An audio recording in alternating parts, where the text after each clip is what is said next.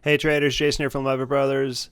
So in this video, I'm going to talk about some negative divergences that have been forming over the last couple weeks. And the reason I want to talk about this stuff is because a lot of people will say the market reacted negatively to the Fed. And I'm going to make the case that a lot of negative pressure was already building and it didn't matter what the Fed did or said, the market was going to fall anyways. Because of what I'm about to show you.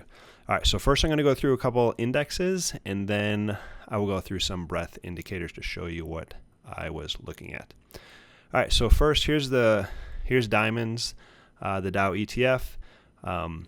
Let's go through this. So on the way down in September into the October low, we had obviously lower lows. We had a higher low from the MACD.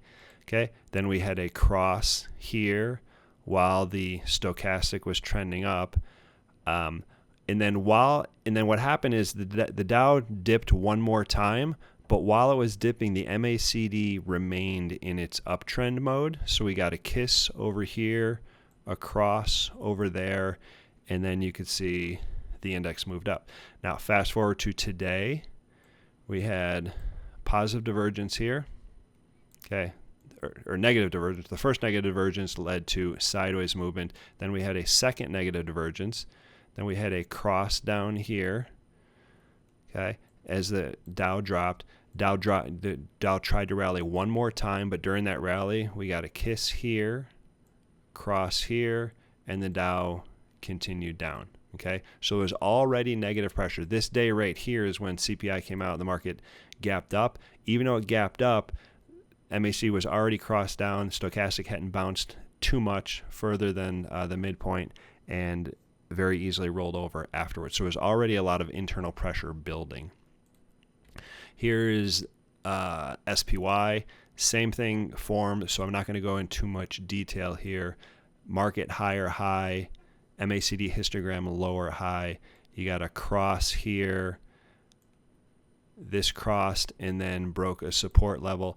Then while the MACD was trending lower, you had one more bounce, but during that bounce, we could not cross back here. Stochastic crossed down, and then we went lower. So my contention is that this negative pressure was building and the market was going to drop anyways, regardless of what the Fed did. Next up, Qs, same thing formed. Higher high here, lower high there, cross, cross. While this was trending lower, you got one more bounce, but during that bounce, the MACD failed to cross back up, just kissed up there, crossed down there, and then the market fell hard. One more, this is small caps.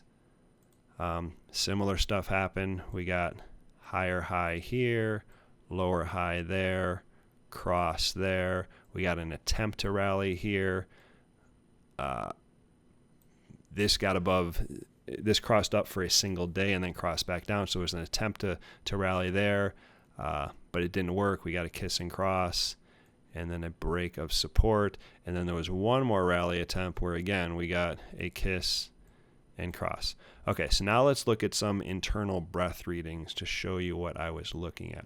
So here is Russell 3000 stocks above their 5-day moving average. Okay, go back to October, we got a lower high here. This is the S&P 500 up top. Down below is the 5-day moving average of the indicator, just to smooth it out.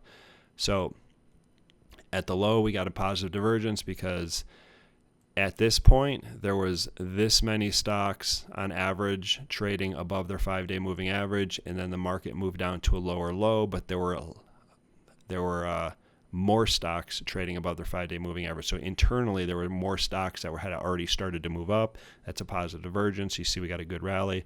Now, come to today, we had negative divergence here, which caused the market to move sideways. Then we had another negative divergence here. Okay, so the point I want to make here is I'm going to delete these and then draw fresh, is that when the market moved here, the S&P 500, there were roughly 70% of stocks above their 5-day moving average.